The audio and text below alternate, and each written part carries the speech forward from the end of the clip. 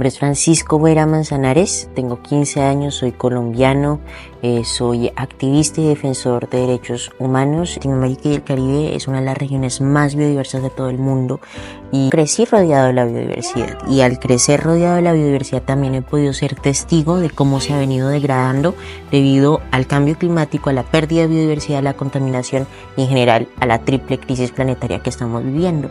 Y fue por ende que decidí tomar acción, decidí organizar a 7 compañeros míos y formar un movimiento que se llama Guardianes por la Vida. Ahora somos más de 700 niños movilizándonos, organizándonos, no solo en nuestros territorios, sino también en los espacios de poder, en los espacios de toma de decisiones en donde está decidiendo nuestro futuro y nuestro presente al final.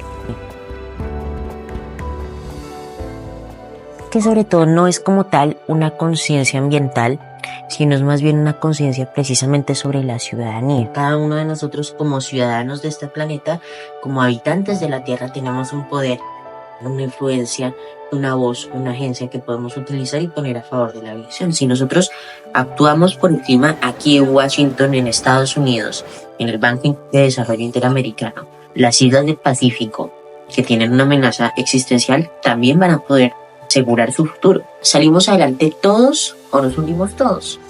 Eso es un poco entender ese concepto de colectividad. El individuo tiene una capacidad muy grande de influenciar en las acciones globales, pero si no entendemos que si no pasamos del individuo al colectivo no habrá cambio. Lo que trato de decir es que todo está conectado. En el fondo lo que debemos buscar es las paces con la vida, y eso implica mayor inversión en educación y mayor inversión en soluciones basadas en naturaleza y de la mano de las comunidades de nuestra región. Pues cuando iniciamos con Guardianes por la Vida, éramos tan solo 7 niños, sin embargo fuimos creciendo, fuimos formando un movimiento cada vez más grande y ahora tenemos una red de escuelas, por ejemplo, más de 50 escuelas en 16 departamentos de Colombia. Las huertas de la Ecoesperanza, por ejemplo, los niños no solamente refuerzan en los entornos humanos su relación con la naturaleza, ya que no tienen acceso a espacios verdes, sino que también aseguramos una alimentación sana, ¿no?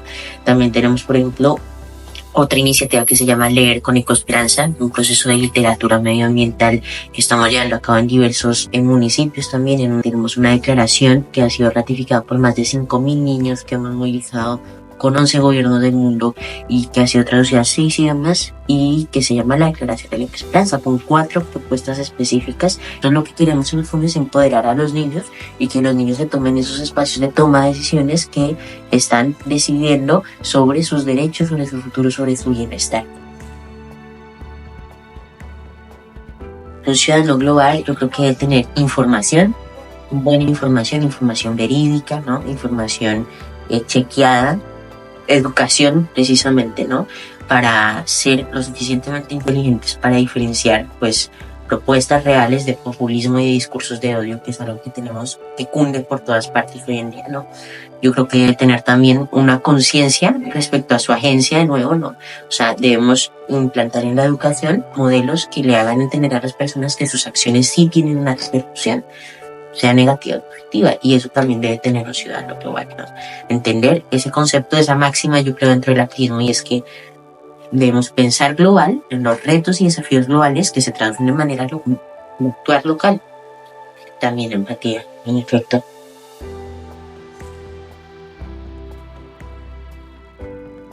Pues el cambio climático por una parte, y también yo creo que la violencia como un distractor del problema real que es el cambio climático, pero además también como pues un problema gravísimo para el bienestar de nuestras sociedades, ¿no? O sea, esa violencia que no solamente se traduce en conflictos armados, sino que se traduce también en violencia familiar, en violencia de género, violencia contra la niña. Hemos declarado una guerra a la vida simplemente, y por ende tenemos que plantear soluciones estructurales frente a problemas estructurales.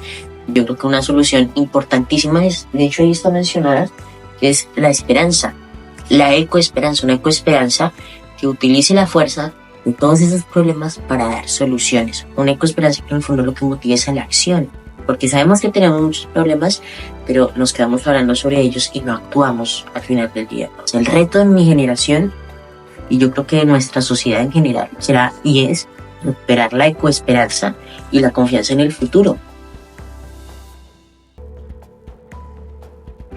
Este es mi libro, Pregúntale a Francisco qué es el cambio climático. Aquí en una de estas páginas, de hecho, hablo de la ecoesperanza. Y esta eco muchas veces y últimamente se hace referencia a lo verde, no a la naturaleza, pero eco en realidad proviene de tierra, de ecos, del griego ecos. La ecoesperanza es una esperanza basada en acciones frente a los problemas que tiene nuestra tierra, que no solamente son ambientales, sino que son sociales, que son políticos, que son de todo tipo. Un concepto que lo que busca es motivar y informar a las personas a tomar acción y hacerles entender que sin importar nuestra edad, sin importar en dónde estemos, sin importar de dónde seamos, todos podemos tomar acción y podemos formar parte de un cambio global, que las acciones locales generan cambios globales masivos.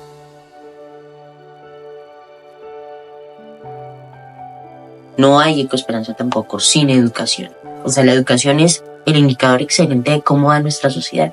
Por ende, si no tenemos garantizada una cobertura universal de educación y una educación de calidad que incluya los tópicos medioambientales y climáticos y de la ciudadanía, no habrá esperanza para todas aquellas personas que están dentro de ese sistema educativo y que no pueden disfrutar una educación de calidad. Yo creo que la educación tiene un rol esencial. El cambio climático es el problema más grande que tenemos que afrontar ahora mismo como humanidad. Pero no podemos solucionar algo si no lo entendemos. Y por ende la educación es, digamos, la vía que tenemos como ciudadanos para prepararnos frente a las soluciones y a las afectaciones que causará el cambio climático. La educación es, Nelson Mandela lo decía, no el arma más potente, solo que un arma mata. La educación siembra vida, siembra inteligencia, la educación nos da prosperidad finalmente. El problema de nuestra sociedad es que tenemos una sociedad construida por nuestros tatarabuelos para nuestros tataranietos. El error que podemos volver a cometer es que vamos a continuar construyendo sociedades sin el futuro, sin los niños. Nuestro objetivo es evitar ese error, evitar que los niños continúen siendo excluidos, es decir, evitar que se sigan cometiendo arbitrariedades contra sus derechos y que sean incluidos, que sean tenidos y puestos en la mesa, que sus intereses sean tenidos en cuenta.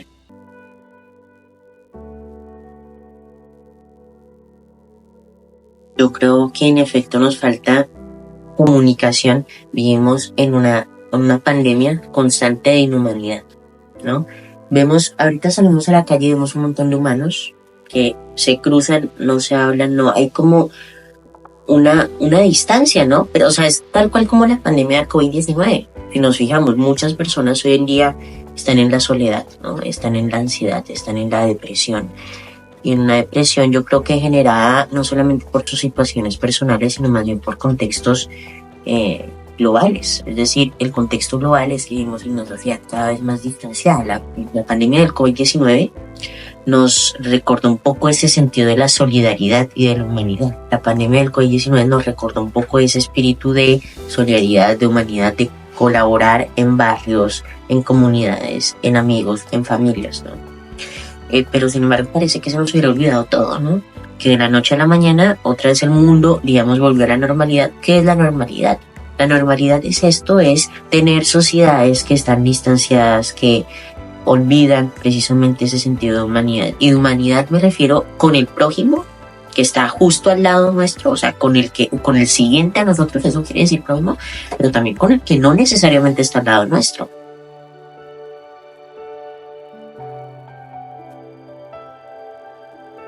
Mi mensaje para todos ustedes es que ahora mismo estamos, yo creo, en un punto de inflexión para la Tierra. No solamente ecológicamente, no solamente en los ecosistemas y en la naturaleza, sino también en nuestra sociedad, socialmente. No desaprovechemos esta oportunidad de hacer un cambio en nuestra sociedad y de construir sociedades más inclusivas, más verdes y de sociedades que traigan ecoesperanza precisamente para todos aquellos que tanto la necesitan.